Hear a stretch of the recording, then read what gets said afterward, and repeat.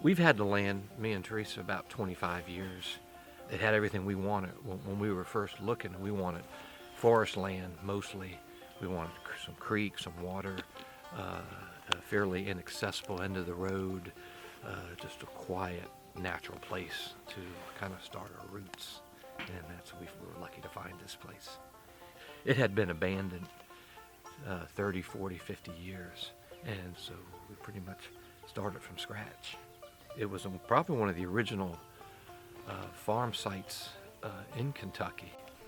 In those days, the people lived out here had to make a living on the property, and they farmed it hard. And that's why a lot of our soils have been depleted here, from erosion and stuff. And we got it. We're trying to replenish the property and the soils and try to regain some of the vigor of the land. That's kind of what our objectives are now. It's like layers of discs.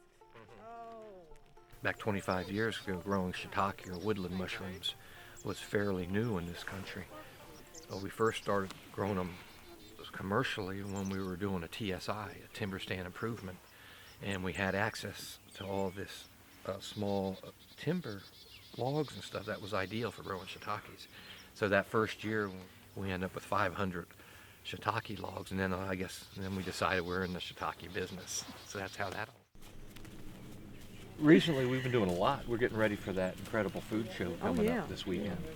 And You have soaked probably 500 logs. Mm-hmm. They bear every fall and every spring, but sometimes if you've got something like that going on, they may not, be bearing and producing at that time, so you probably need to soak them to force them, and that's what he's recently done. And of course today we will be picking lots of shiitake mushrooms. you want to start picking, Teresa? Huh? Not open. These over here are not open yet. They're not yet? I'd let these go till this afternoon. Yeah. You can see they're just coming on. This is really nice. We could pick these, but I'd give them till this evening. Yeah, they've been looking really wet. They're not our best. Are they, Jack? This is what I'll be doing all week. Picking mushrooms. They're still looking wet. Our forest lands in Kentucky have been utilized almost to death. It's been pretty much in the past, every 80 years, get in there, haul out what you can, and don't worry about the future. The quality of our timber, the ability of our woodlands to maintain wildlife, it has been degraded. So I think Mason's idea was by using the carbon credit that may bring a little more income into the local landowners and managers and stuff. And if you can generate a little more income on these woodlands, maybe the owner would see the value in it monetarily, and it would help everything. And from the beginning I thought that was a great idea. And as I've been doing this now with Mason, probably pushing 10 years, I've learned a huge amount about the carbon credit and the whole idea of carbon and sequestration.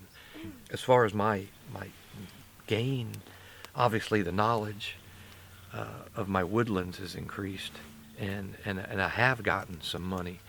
I think it was through their first sale. I got almost $1,000 for our 100 acres. A few $1,000s here and there, it really helps you. It pays the taxes, it'll pay the insurance on the place, and so obviously the money segment's important for us also.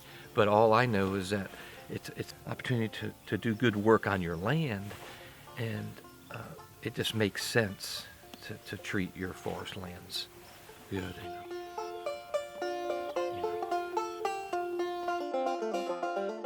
The Appalachian Mountains are a beautiful place, and the biodiversity is huge here. We don't want to lose that.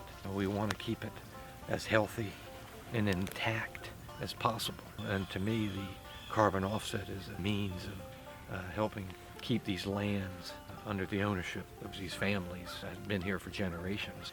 And there's nothing more valuable and on a piece of property than having the owner's footsteps on it. I believe it was that Thomas Jefferson said that the best fertilizer for land is the owner's footsteps. It's not just the carbon.